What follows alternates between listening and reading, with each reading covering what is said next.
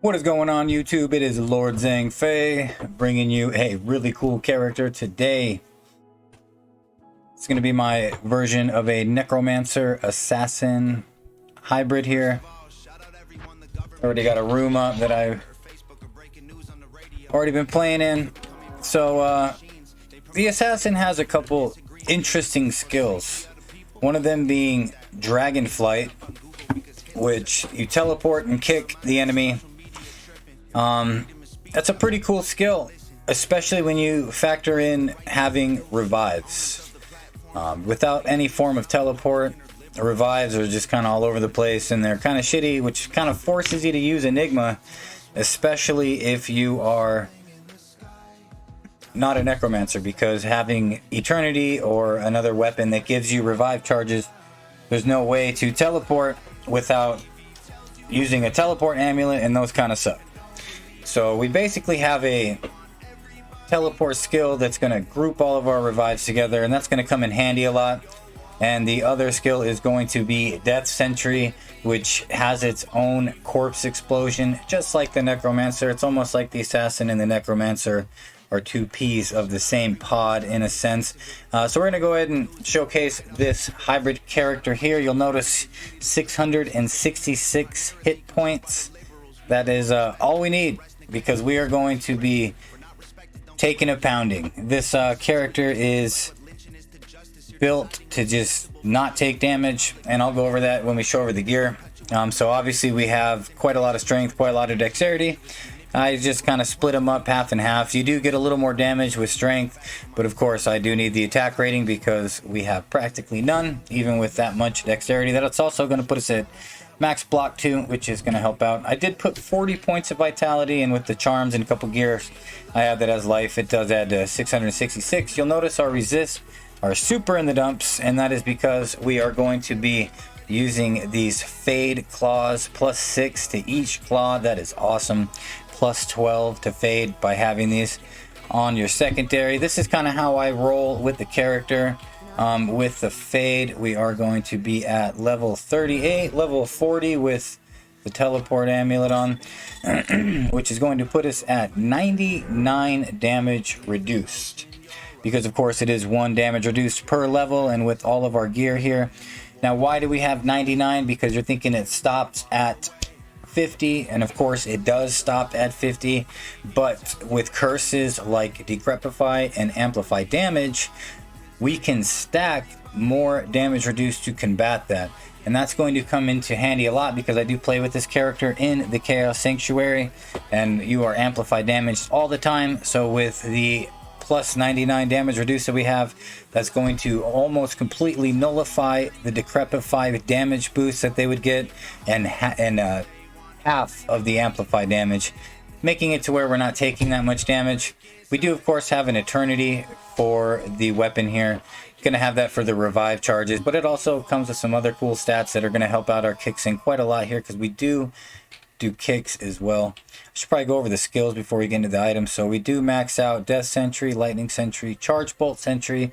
All remaining points go into Shockweb. You do not have enough to max it out, even if you're level 99, because we are only level 92.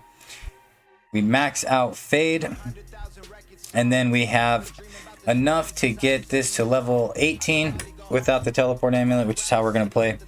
And that's going to put us at 4 kicks, which is exactly what we want, and then 1 point into Dragon Flight. So now that you kind of get where we kick, but we also do traps, it's kind of like a hybrid build.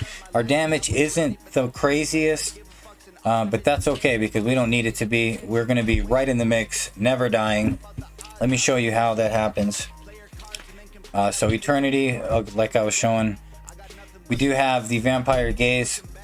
That's going to be 7% mana, 8% life stolen, and damage reduced 28%. But more importantly, this also has magic damage reduced by 13, because we are going to be using magic damage reduced to the finest, or to the fullest. Crescent Moon, you're probably unfamiliar with this one, but it makes total sense for this build. The 14% mana stolen per hit is just godly, and without any form of meditation or any other kind of mana regeneration, we're actually going to be relying on our kicks to replenish our life and our mana. When it's all said and done, this build will have 35% life stolen per hit and 28% mana stolen per hit. Since we're not putting any points into vitality and we're dumping them all into strength and dexterity, we actually do have a pretty decent kick damage. It is increased with might with that, and the average is 1,276 once we're down there and fighting. That's actually going to be 134 hit points per kick and 107 mana per 4 kicks. So our life fills up practically instantly as soon as we kick somebody, as long as they don't have high physical damage reduction. That's where you kind of got to pay attention to where you're going for that life or mana, because if you do kick someone that's immune to physical, of course you're not going to get shit, as it would be the same with life tap. So that is the way this build's going to work. To achieve that, we have Gerke Sanctuary. This is also going to be awesome for the damage reduced as well. Gladiator Bane. Now you can wear an Enigma. This is a build that I definitely would probably recommend. You do wear an Enigma if you're going to play it pretty extensively. Since it's just a Chaos Runner for me, I will just wear this, which is super godly when it comes to survivability. Shadow Dancers, that's really good for kick damage. You're going to want to either get this or perhaps an upped Gore Riders. It's really your preference. We're not stacking Crushing Blow or really looking for kicks other than to give us life and mana. Dwarf Star, the magic damage reduced 40 life, fire absorb 15%. You just can't deny the magic damage reduced here, and the String of Ears, in my opinion, is far superior than a Verdungo's Belt just because of the magic damage reduced. And then the weird item we have here is going to be the Soul Drainer, and that is because we don't have a curse. So when we do kick and it casts Weaken, that's going to even lower their damage by half. It just makes the survivability that much better if we're having a little bit of trouble. Maybe there are some immune to lightning, but their immunities typically get broken with Infinity. There are a few that can't though. So, and of course the mana and the life stolen per hit also is going to help us out. So this looks like a really weird build. If you took away the Eternity, this is pretty much all gear that is trash, and people can trash it. I'm super confident you could take away these Grand Charms too, and it would still be able to rock a player's one. It may be a little bit slow, but you literally don't take damage. Let me show you this here. Now that's what I want to show you guys here. Get our Enigma on just to teleport to these places fast. So I have, this is why the room was already up, went to all of the toughest place I find in the axe here. Let me actually show you another thing before I start. Go ahead and cast our Fade one more time. Now, I would recommend, if you did want to play with Enigma, since your faster cast rate is so shitty, I would recommend putting on a Spirit and this Wizspike here, and that's going to really come in handy for our teleport. We will be able to zip around as if we were built for that. Just on the secondary there. I did already go and find all these guys, like I'm saying. And also, if you'll notice, I have 706 mana. That is a shitload. So let's go to the orgy first here. Alright, I do want to get a couple revives before I go in there. Revives are another big part of the build because we need to have some corpses following us around, taking more hits. I mean, because it just is a much better scenario when you're not taking all the hits.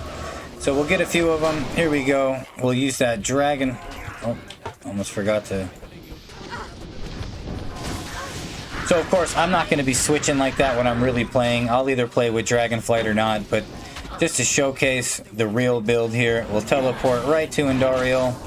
Go ahead and get us some light sentries. Basically go AFK. I mean, nothing can hurt this build at all, really, in Act 1. It is, I mean, of course, again, we're players 1. I know, I don't want to think this is the best build ever, but if you were really drunk hammered and you just wanted to play a build that you can basically never die, this is the build. And notice in my belt, I do keep antidote potions just because that is the one, not, I don't even want to call it a weakness, but the one way that you can take serious damage. Now we're going to lose all of our guys here, but that's alright because we're actually going to get some snakes, which are some of my favorite revives in the entire game. We're going to go take on Fangskin. I figure Fangskin's got to be the toughest guy in Act 2. Go ahead and get to it. I really like the Dragonflight way of playing. If you notice, I didn't show you guys my charms. I'll show you afterwards. I actually do have some, oops, I did a death sentry there. I do have a lot of faster run walk.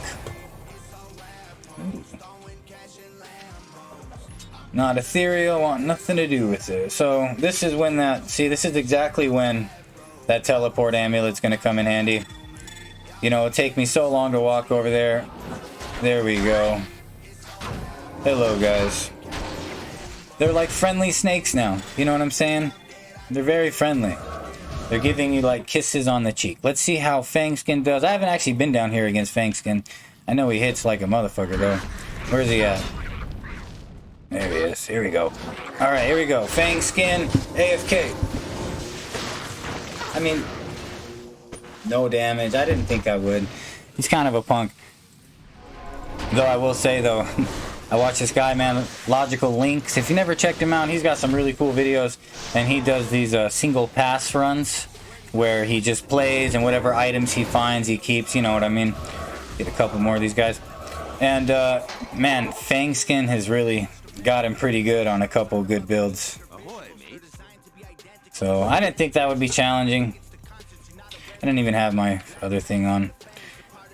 So, we will go and take on the Trav. That's a pretty heavy damage area, I guess. Really not, but it's here we go. All right, there we go. Now I have amplified damage on me. I'll run over here. I mean, you just don't take any damage. See, what's funny is I got that last time I was playing around with this, and I was like, man, but I don't want to mess up my 666 health. So that was dumb. That was easy. So we'll go ahead and go straight to the Chaos Sanctuary. The whole premise of this build was built around the idea that I could teleport directly into Lord Decise, and with his fanaticism, get hit with amplified damage and not die. So that is what our goal was. See if we can get some more Erdars before we go out. I mean, Dragonflight's pretty tight, man. You know, it's obviously not the real thing, but if you're playing with revives, it is really awesome because you're not stuck using Enigma. You know, this is the full deal here. Here we go, amplified damage, just run up in there. Go AFK. I really like going AFK, guys. Playing and then going AFK is my thing, in case you didn't know. See, I did take a little bit of damage there. Got hit with Decrepify, but, you know, Fade really reduces the curse length by so much. It's really helpful. So, yeah. It's kind of cheese with the revives because I'm really not getting hit. But notice my mana's down all the way. You know, I just give it a couple kicks and we're good. I'm right back to where I want to be. This is a good example, though, because if I kick these Doom Knight guys, you'll notice it goes up only by half, and that's because they have 50% physical reduction. And, you know, go ahead and hit these seals, teleport right into the middle. I'm losing a couple of my revives over there. So, you know, that's why I say she's the Sasha Grey of Diablo. She can just go in there, take a pounding, bring some friends if she wants. You know, it's all good.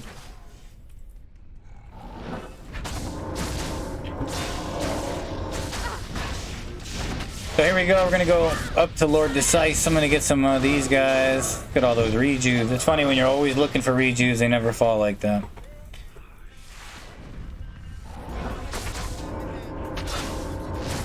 I think I got, what, the Sorceress and the Druid left, and that's it. I actually have kind of teamed up with some people on the internet. D2 Finest, it's a Facebook group. Some really cool dudes. And, ooh, look at that, I'm taking some hits. But everyone was dead before they could get me. So, I partnered with these dudes. I'm gonna be, and dudettes. There's, seems to be a lot of people that want to, you know, play. So if you are interested in joining that Facebook group, just go. It's called D2 Finest. I will be having participants in that group playing with some of my next runs, which are going to include some really interesting ideas. I've been shooting around quite a few new Team Uber runs. I'm not sure exactly what yet. I mean, I got ideas, of course. One that we're definitely going to be doing right away is going to be 8 Valkyries versus Uber Tristram. So that should be pretty interesting. And I'm tossing around the idea. I mean, I'm not sure if it's going to be able to happen, but 8 Shadow Masters or Shadow Warriors. I don't know. I mean, I think it could be done pretty easily with Valkyries because, you know, Paladins and Sorcerers, so they can all spawn them, you know. But Shadow Masters, I'm not sure. Definitely not sure of that, and this ain't Eth, it's getting left behind. So that is the build. I was killing Bale before. I guess maybe we can do that. I got you guys checking it out. Probably gonna lose my fade though. And I will just go ahead and teleport right there to save some time. So the revives, they do help out a lot. I'm not too sure they need to be part of the build though. And that's really good because then it's possible to, oh wow. Out of mana. And all these guys, everybody's immune to physical. See, so, yeah, sometimes you get hit with this. But that's what those rejuves are for. Wonder what kind of guys we're going to get in the throne. I did not go down there. Ooh, some snakes. My favorite snakes. Wonder if they're going to fix that in the Diablo 2 Resurrected. If they will fix the snake glitch or whatever it is, where it just fucks you up with poison real bad. I mean, maybe that's part of the game. I don't know. Maybe they, as far as I know, I think it's supposed to be a glitch though. There's a really good spawn of revives here. So we'll kill Bale. It'll go real well. It's kind of fun stacking up against Decrepify and Amplify damage because then when it hits you, you know, you're not too worried about it at all. While we're doing this, I got a whole bunch of stuff that I wanted to say that this build is also really cool about. Well, actually, here, let me go to town real quick. Kill all these guys. I'll switch up my gear for just a second here, because there is a variation of gear that I was using. And that was, Medusa's Gaze, which is, I've heard, is like, someone has literally said it's the worst item in the entire game. I'm not sure that's true because it can cast level 7 low resist, and it is the only item in the game that can cast anything higher than level 3. And that is an increase of minus 20 resistance, which is quite a lot. So now here's the interesting thing with this. Here, I'll go down to kill these guys while we're doing that. You need to get another town portal though. So why is that important? Well, because if we can get... So if we can get, let me look at my notes here.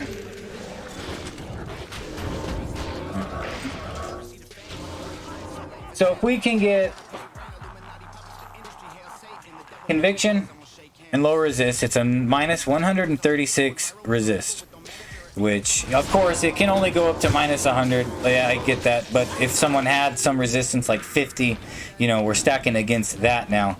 And if that can happen, and if they do have negative 100 resist on fire, when that corpse explosion blows up, it's actually has a 25% chance of doing enough damage to kill everybody in one hit around him. As long, oh shit.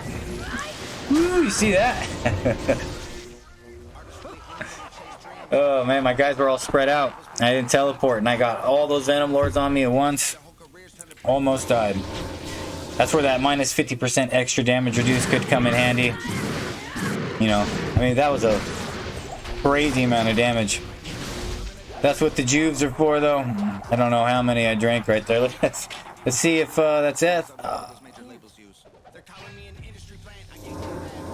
Oh yeah, that's it. Let's see what this is. I can't remember what a champion is. I think this is this thing that has Holy Bolt on it. Oh no, it's the Reaver. Yeah, that's right. I used that for the Diablo 1 challenge. That thing is super shitty. So what did I do? I dropped my Gladiator Bane and now I can't find it, huh? Ooh, there it is. Alright, well that's the build. Let's go find us a Crown of Ages. That's where that Gerke Sanctuary will come in handy. I don't think if I would have been hit with that in that scenario with those Venom Lords, I would have taken that amount of critical damage. So when you do switch it up to the Medusa's Gaze, it really just kind of depends on the amount of or the kind of enemies you're fighting. If you're fighting those little guys that shoot those blowgun things, it is amazing because you're getting hit so many times, you're not taking any damage, and it's just going to cast lower resist right away. So that's a good mix to pair it up with. Crown of Ages, no. Alright, well I appreciate you guys for checking out the video. It is a very fun build to play, and don't forget, if with your eternity here, for all you people that say it costs too much to repair, Ort chipped gem, that is all you need and you are good to go. Yep, and you know what happened is that I'll bet you when I go rewatch the video, I lost my fade. I'll bet you that's why I almost died. Sorry guys, I was taking my medicine a little bit before I started. So Lawbringer, that's another decent thing. If you don't want to play with the revives, Lawbringer, super legit because you can get Decrepify right away. I'd probably change my gloves, something like this, because you do get a... The thing is, if you do it exactly like this, you're actually only at like, what does it say?